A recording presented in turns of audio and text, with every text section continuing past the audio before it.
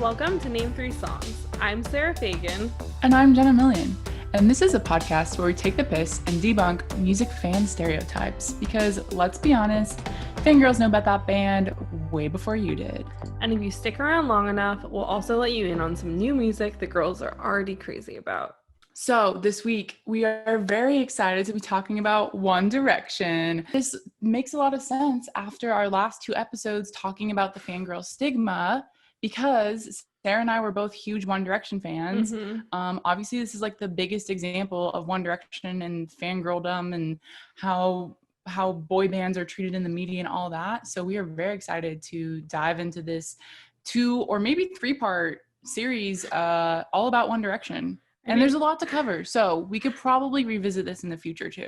I think that One Direction is going to be a topic that comes up at least every couple of months because we can't avoid it. And I mean, the main topic that we have decided after much discussion of what we were going to talk about is we thought it would be smartest, especially off the back of our fangirl episodes, to dissect the sharp change in the media's way of handling the members of One Direction as a collective boy band, and then in comparison to how they're spoken to and spoken about once they became solo artists.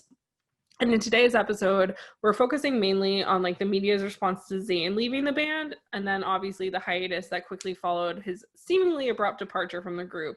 And then the following week, we're going to be going more deep on the subject and talking about the 4 remaining members, and also comparing how they talk about One Direction now to how Zayn talks about One Direction now, but also how the interviewers continue to kind of go off the spreadsheet that Modest management gave them of what the members' personalities are. So I think the most important way to start this off is to just give a baseline of how media handled the boys when they were in the band.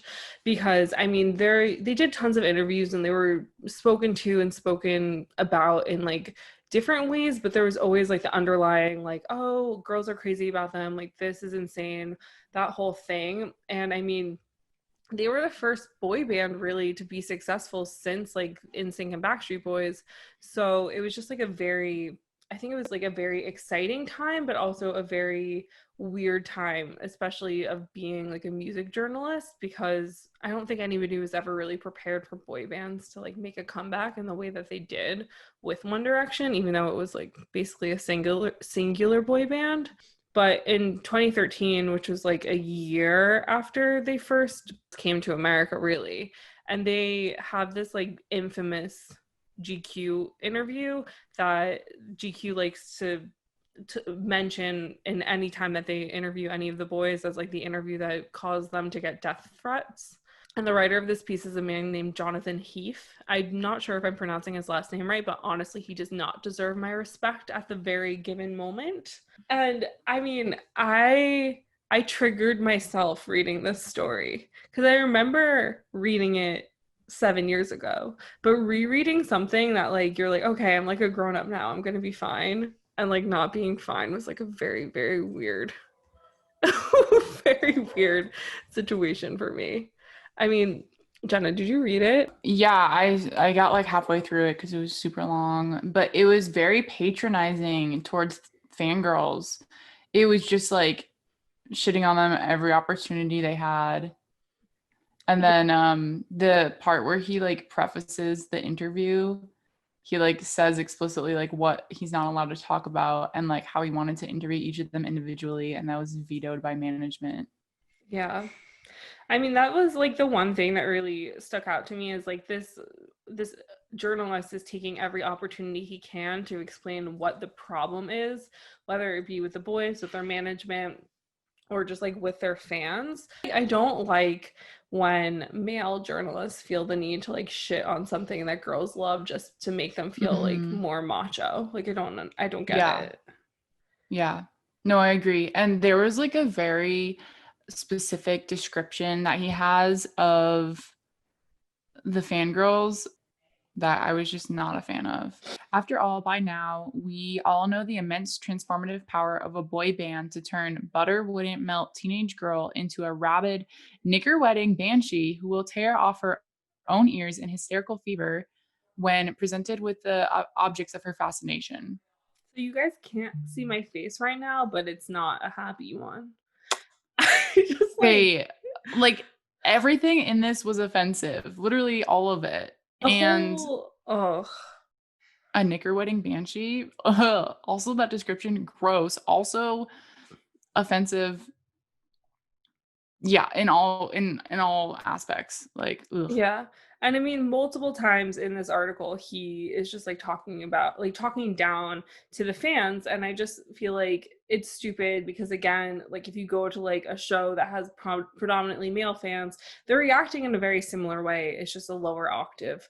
And so it's just ridiculous. And I mean, he's shitting on a bit. Like, this was the tour that I went to in England, which I mentioned like in our fangirl episodes. They played 6 days at the O2 in London, and that was a matinee and an evening show every day. So they sold out 12 shows at the O2 Arena over Wow. 6 days. And this Can guy you imagine still, playing 2 shows a day? oh my god, it was insanity. How did they have, like, the bandwidth for that? I Anyways. I wish I knew, but I do recall that there were like 3 atrocious opening acts. But yeah, so I just think that it's crazy that this man could have the audacity to crap on an artist who sold out literally 12 shows at the O2 Arena, like 6 days in a row. Yeah. I just like they had to have matinees because the tickets sold out so fast. So whatever. But the thing also that I just found really interesting is that like the questions that he did ask them, which like honestly, so when he's speaking with the boys, like in this article, which will be linked in our show notes, he changes the format from like him writing in his diary about how he hates One Direction to like a Q&A format. And so as if to just prove that he actually spoke to them, like I don't understand this choice. Like as a journalist, I would never do that.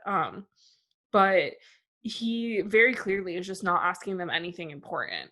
Like he asked like Niall and Liam, because they were like paired together to speak to this guy. He asked them about like, oh, like are you partying a lot? Like do you have like the opportunity to like drink and like hook up with groupies? And Liam's like, what do you mean groupies? Like we barely have time to sleep.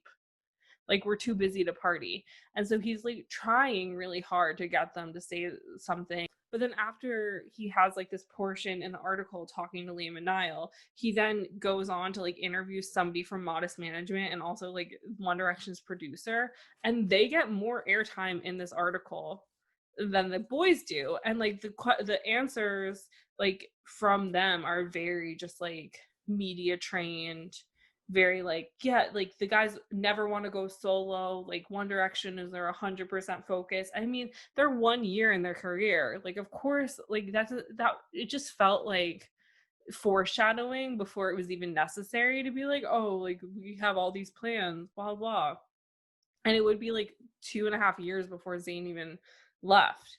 So I don't really understand why that was even brought up.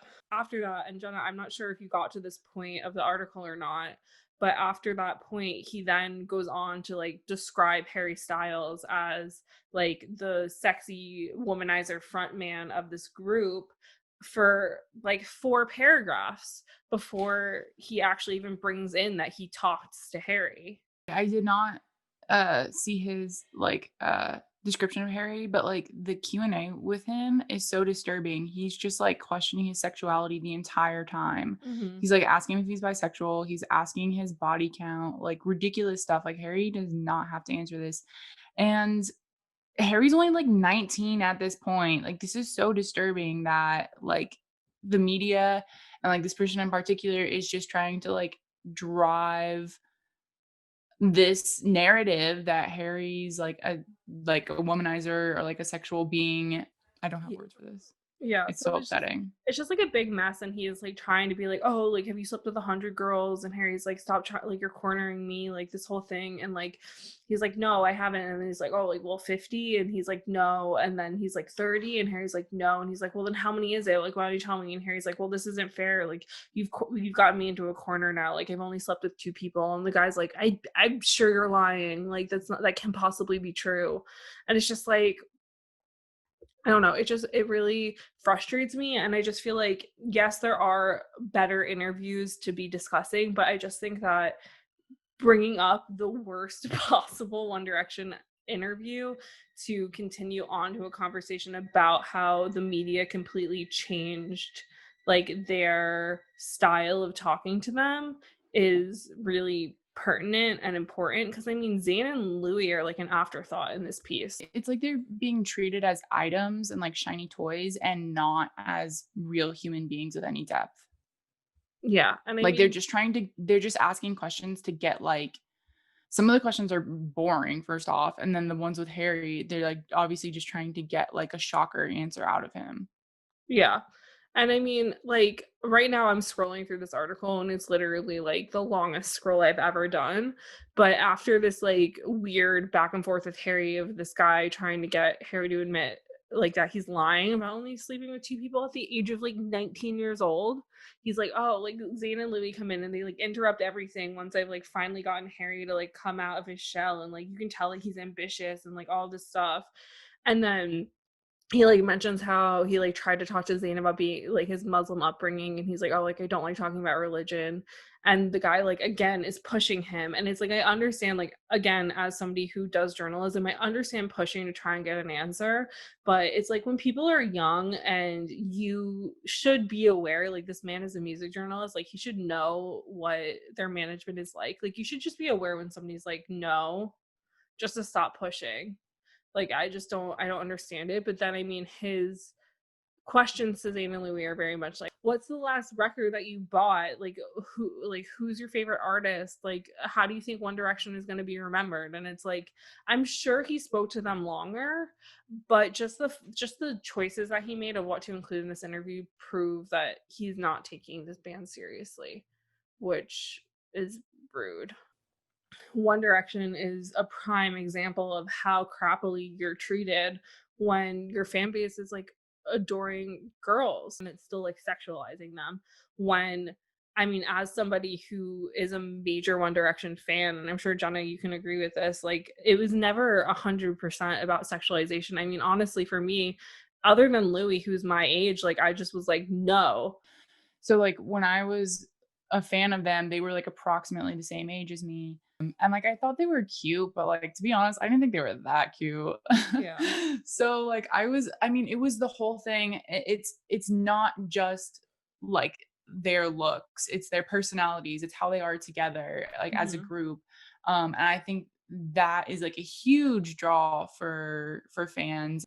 It to me it was never, I never like really had like a crush on them of like, oh, I would love to date Harry or anything like that. It was more just like the enjoyment of like seeing them together and like how they interacted and how cool and like funny they were. And like it's like kind of like when like at that age, especially like individually they weren't that special, but then together they were like, it was just like took things to another level. I think like the whole beauty of boy bands has always been that they like give you this approachable idea of boys. And so it turns into this thing where you're like, oh, maybe the guy that I have a crush on isn't like as like gross as I think he might be or whatever. Like, oh, when he's with his friends, he's probably acting like Louis and Zayn act and like all that sort of stuff. So it kind of just makes Yeah. boys in general more accessible when you have these boys like One Direction to look up to who make you feel like you're the whole entire world sort of thing. Yeah. But I mean, as I said in the beginning, and just to explain better, like we could literally do a whole entire podcast about every aspect of One Direction, and we're trying really hard not to Yeah. do that. But so almost exactly 2.5 years after this horrific GQ article is posted, the band and Zayn announced that like Zayn is leaving the group, which was a sad day for everyone. I mean, just to briefly bring up, like the statement that was released by the band was very polarizing for a lot of people, mainly because Zayn was saying, and I quote, I'm leaving because I want to be a normal 22-year-old who's able to relax and have some private time out of the spotlight. I know I have 4 friends for life in Louis, Liam, Harry, and Niall, and I know they will continue to be the best band in the world. And so, I mean, he tried to leave on a good point. I mean, I'm very skewed on my feelings of Zayn, but I mean, he was tired, and then there was the media response being like, "Oh, he's like been on drugs," and like all these horrible rumors that were coming out about like in regards to like this very, very short statement. But Zayn just like went off the air, which I think is what he should have done and what he explained to do. And but my own personal issue with it was that like not even 6 months later he's coming out being like, I'm making music, and I'm like, what happened to wanting to be a normal person? In light of talking about GQ and how GQ likes to handle things, I thought it was important to start off our media dissection with GQ's interview with Zayn in 2016. So, I mean, after Zayn left the group in 2015, I mean, he was quiet for a while, and then he went on like a press tour in 2016 in promotion of not only his first solo album, but also the fact that he was doing collaborations with like fashion lines. And so, just in comparison, and like obviously, this is a different person who spoke to him for GQ for the solo interview, is a woman. So, he was interviewed by a woman named Sara. So, that could also be why it's handled a bit better. Um, but the tone switch is astounding. And so it kind of starts off being like, "Oh, the bad boy who left the boy band lifestyle to date models and like make his own hits and like, ugh, ugh."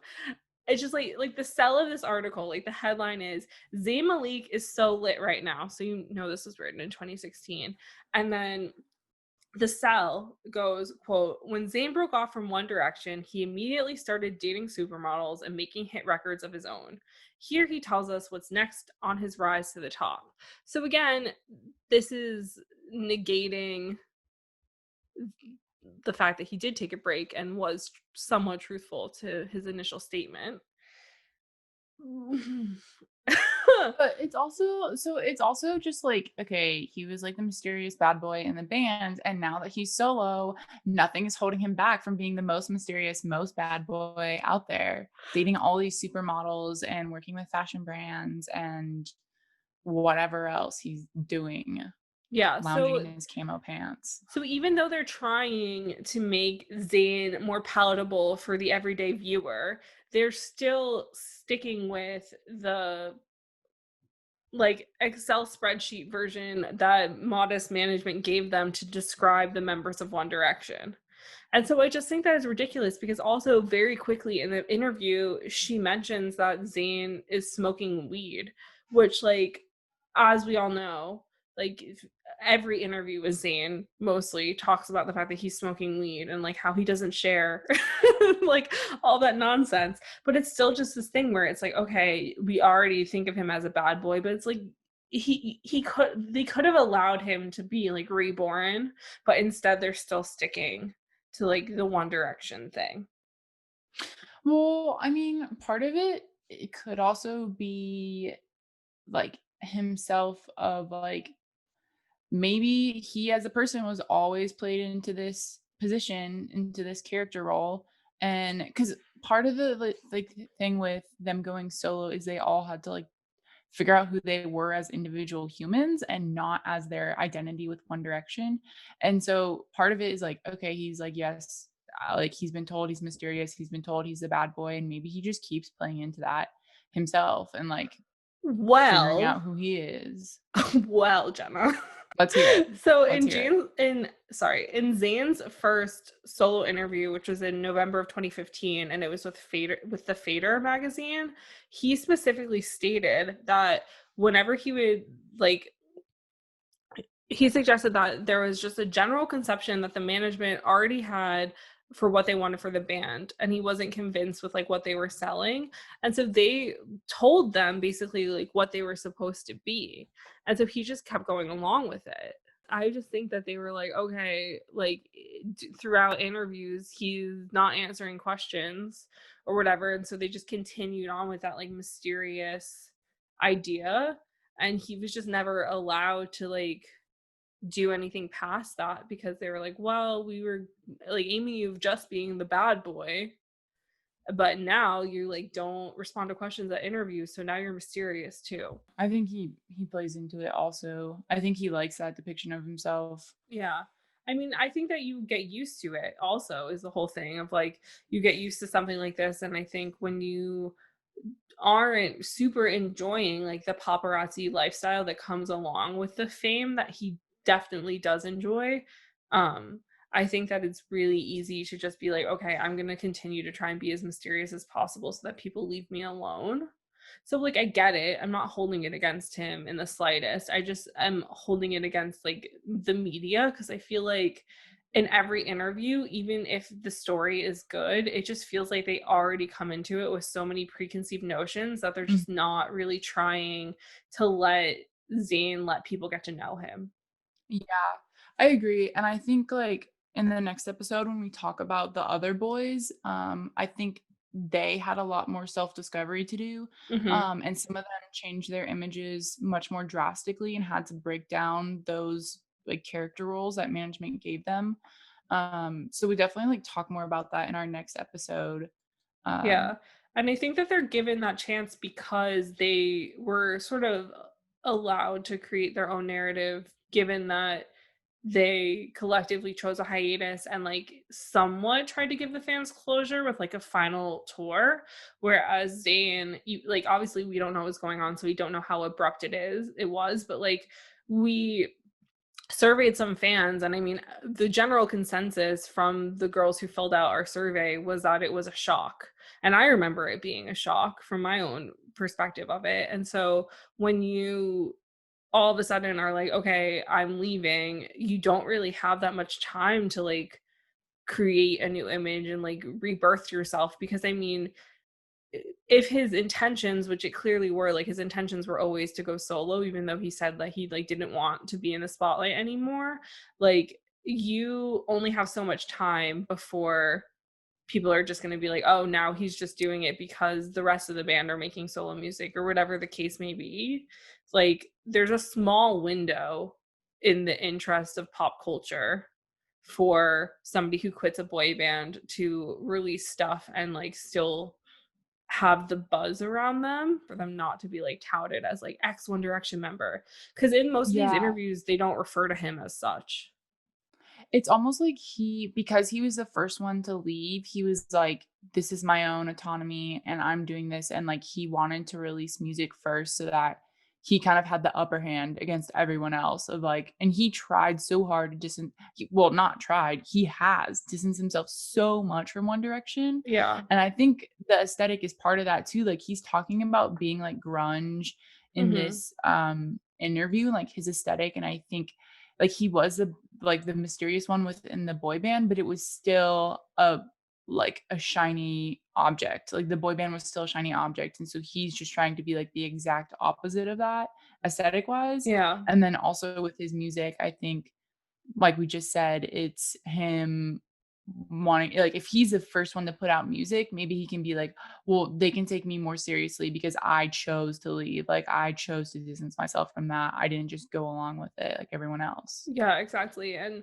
in that the Fader interview, which again is his like first profile post One Direction, you can tell that he's like trying very hard to like show that he's different from the rest of the boys. And I mean he said that he felt like there was never room for him to like experiment creatively, and that he- um if he would sing a hook or a verse slightly in R&B or that was like slightly like his style, it would always be recorded 50 times until there was a straight version that was pop and like super generic, so that they'd like have the version that management was happiest with. So he like acknowledges that he was trying to do something that felt more his style. But again, like, and unfortunately, like when you're in a boy band, like you can't really do that unless there is the understanding of it, because boy bands have like this cookie cutter thing that they need to fit in. And unless they're doing what like The Wanted was doing, which was being quote unquote like a sexy version of One Direction. So like they were older, they like catered to like a different sort of audience in a way, and like they were doing something slightly different in the boy band realm. I'm probably going to get shit on for this, but I personally liked The Wanted. If your team is not marketing you as a sexy boy band, like you're not going to get to do sexy things like make an R&B style hook like turn your vocals into something that is seen more of like a sexualized style of music.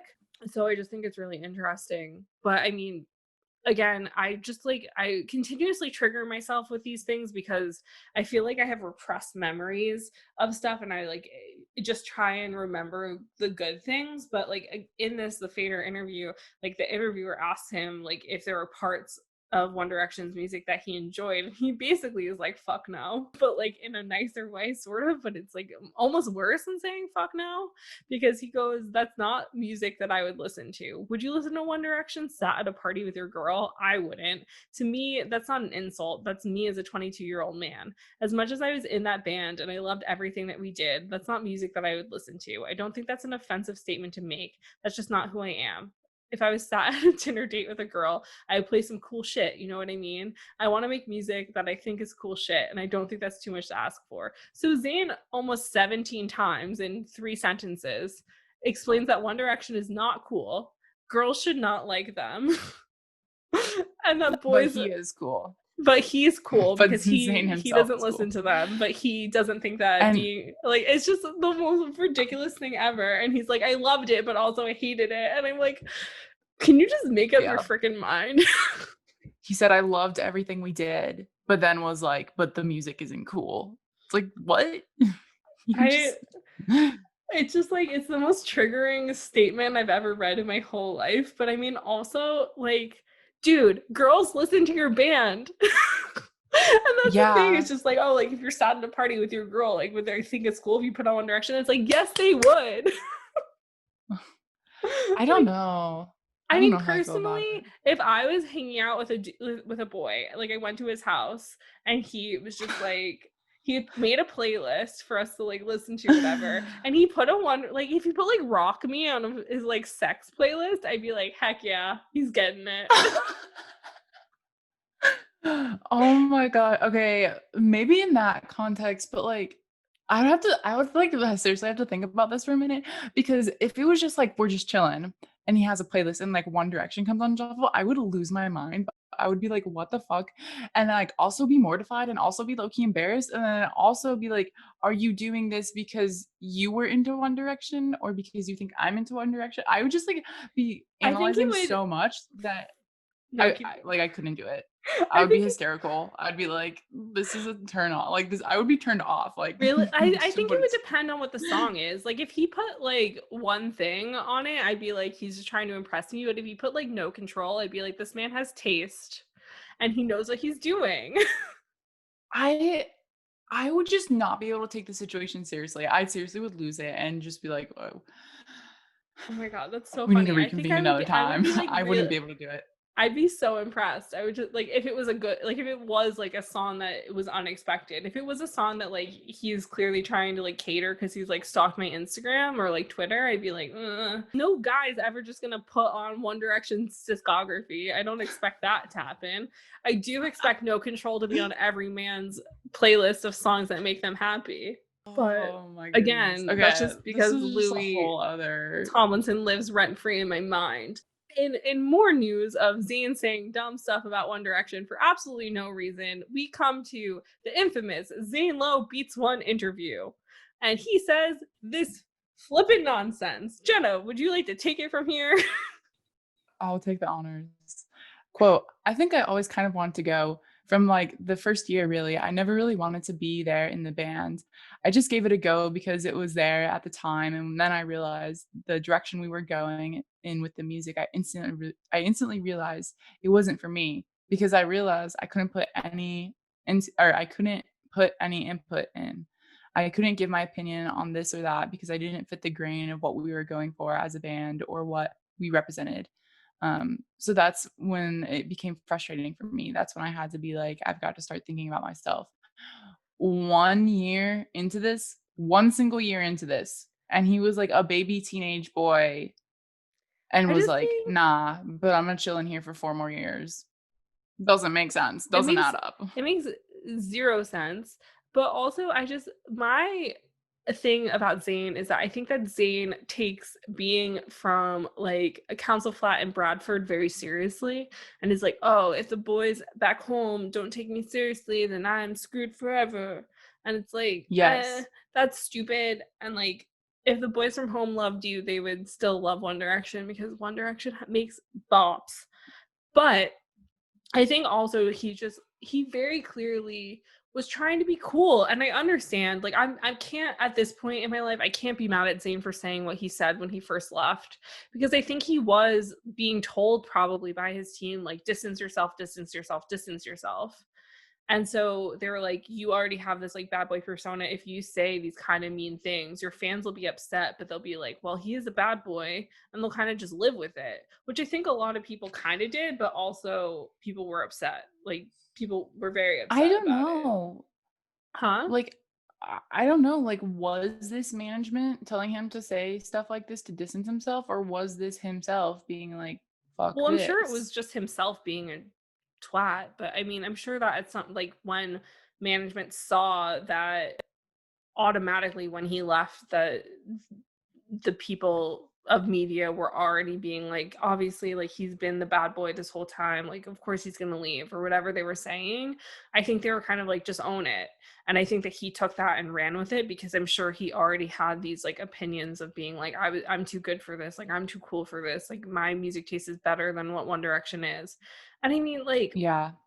just coming completely out of left field, but I just mean as a person who grew up listening to pop punk music and like the Warped Tour type of music, I just remember that I used to like this band called the Somerset, who were like not that great of a band, but at the time I thought they were great. And one of the guys in the band, Stephen Gomez, like later on was kind of like, I mean, we weren't making music we listened to, we were making music that at the time was cool. And so I can understand being in a band and hating the music you're making and just making music because why not? Or also because like your friends like that kind of music.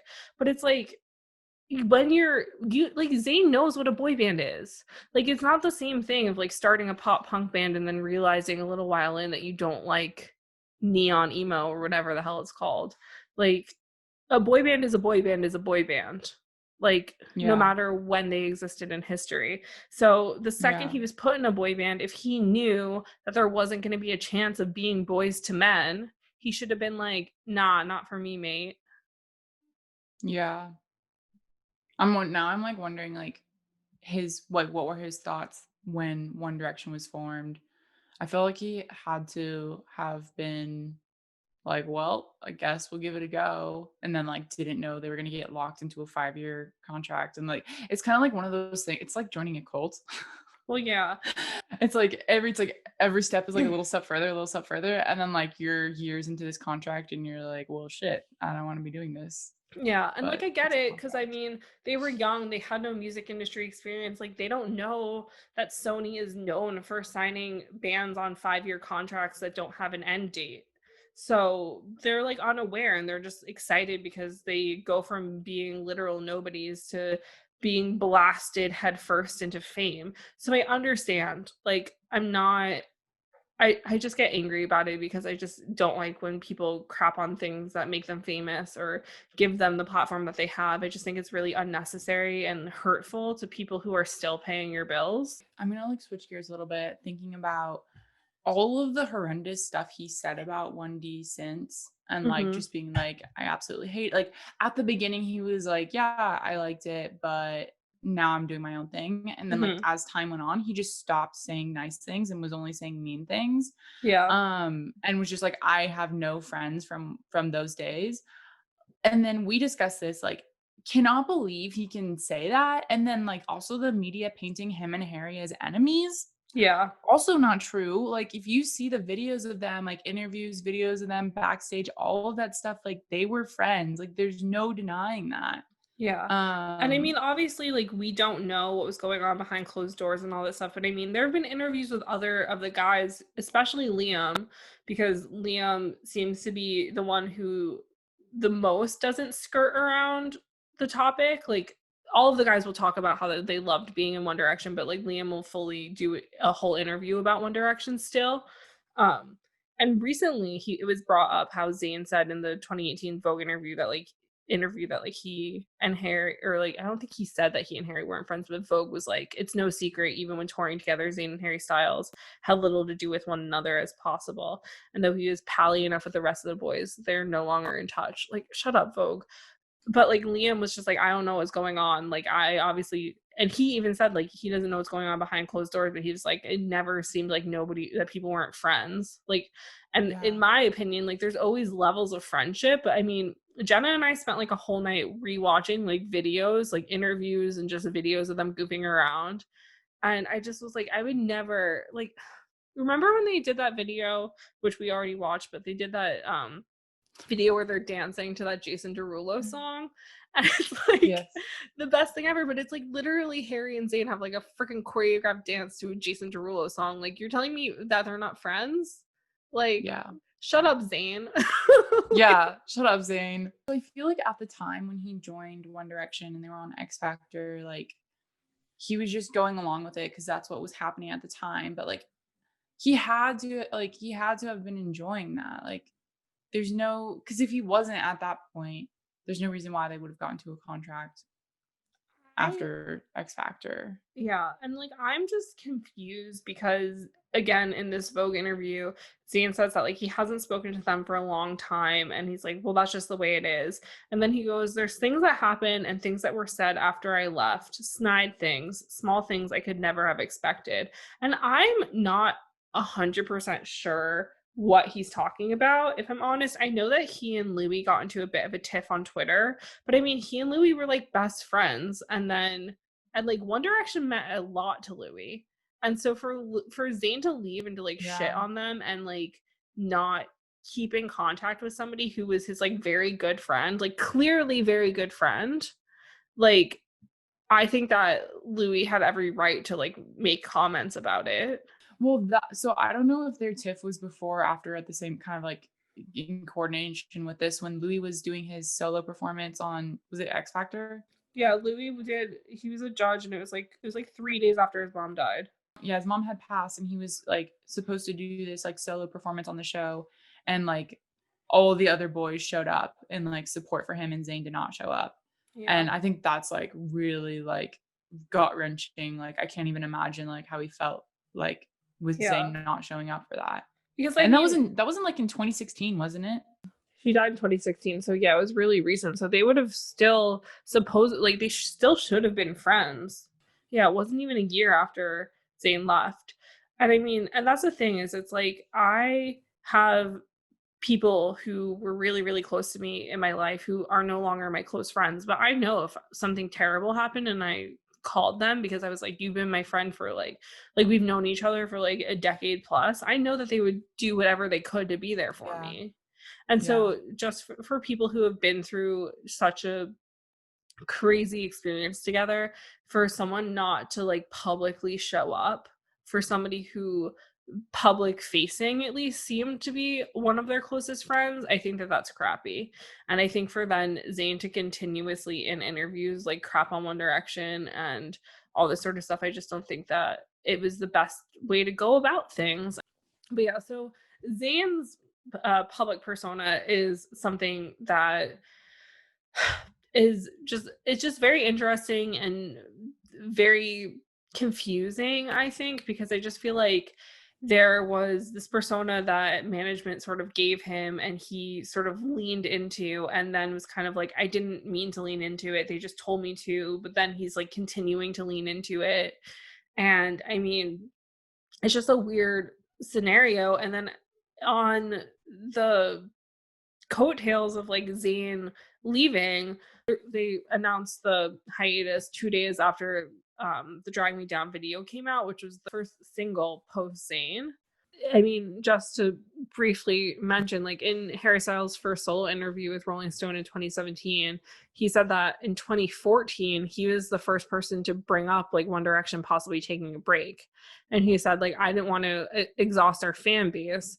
If you're short-sighted, you can think, let's just keep touring. But we all thought too much of the group then to let that happen. You realize you're exhausted and you don't want to drain people's belief in you. So the conversation of the group going on hiatus happened before Zayn was like, I'm too tired to leave. I mean, to continue doing this. So like it was in his head already that he knew that it was probably going to be coming to a close. So I just think his choice to be like, peace out, was a bit questionable. I think from the fan side, I think we all expected it. Like we knew Zayn definitely wasn't into stuff. Like I was, when we were doing research, I just saw like a review of like a concert also saying like it was like 2 months before Zayn had like was announcing he left, and it was obvious like he was just like rolling his eyes and he was like not happy to be there, and like we saw that in interviews and stuff like that. And so I think we all knew he wasn't like stoked to be there anymore, but I think we were surprised by his decision to actually leave early. But I do want to bring up the point of the fans that filled out our survey, and kind of like what they thought of him leaving. And it seemed like the consensus was, as I said, like everyone knew this was kind of coming in a way. Yeah. And nobody, everyone we said like interviewed or talked, filled out this survey said like, they don't blame him for leaving because it was clear that like he was in a bad place, like he was not happy to be there anymore. And yeah, I feel the same way. Like if it was that bad, like I understand why he left. And I think Harry even said this in an interview too. He was like, you know, I just want him to be happy. I'm glad he's doing something that makes him happy. And obviously if he was not happy, if he was so unhappy doing One Direction, it's like, okay, it makes sense that he would want to leave early. Yeah. No, definitely. And I mean, that's my whole thing. Is like I never could hold it against Zayn for choosing to leave. Like I completely get it. I just think that how he handled it once he decided to be like, I'm going solo, I think it wasn't the best way to handle things. Yeah, how he handled it was not awesome. Yeah. And especially him just like turning into like a dick about it and then saying like I don't have any friends from that era and like all of that, like walking without a single friend, like that hurts. And I just that think hurts that on like a fan level. Yeah, exactly. And I just think that like the aftermath of Zayn leaving and just like announcing it the way that they did and all of that, and then so quickly the band being like, yeah, we're going on hiatus. Because I think that, I mean, if you watch interviews once the hiatus is announced, you can tell that they're over it. And you can tell that they're tired of like interviewers not taking them seriously and continuing to ask them like which member of the band that they would date and like what their favorite like salad dressing is or whatever nonsense these interviewers ask people in boy bands. And if you would like to hear more about this, you can come back next week because we're going to be dissecting how the rest of the boys were treated in the media once the band was on hiatus and like when they began their solo careers. And before we go, we have Band of the Week in 30 seconds or less. Sarah, are you ready? 3, 2, 1, you're on. Okay, so my band of this week is Inhaler, which is a band from Dublin, Ireland. And I mean, I feel like everyone knows this, but the singer's dad is Bono from U2. What? I didn't know this. You didn't know this? Oh my god, he's Bono's son. Oh my god. What? This changes everything. Anyway, the band is really, really good. I don't have a favorite song. My friend Lewis is their photographer, and that's how I found out about them. And they're really incredible. Go check them out. My time's up. Oh my god. What? I thought everyone knew. No. How would I know that? I'm just shouting now. Oh my god. This is so funny. Thanks for joining us, everybody. Come in next week for the rest of our conversation about One Direction. And thanks for joining us on Name 3 Songs. Until next time, never let anyone make you feel bad about your favorite band. And you're never too cool to listen to Harry Styles. Don't forget to subscribe to be notified when each episode comes out and leave us a 5-star review. It really helps. If you want to find out more about any of the sources we referenced in this episode, you can visit name3songs.com.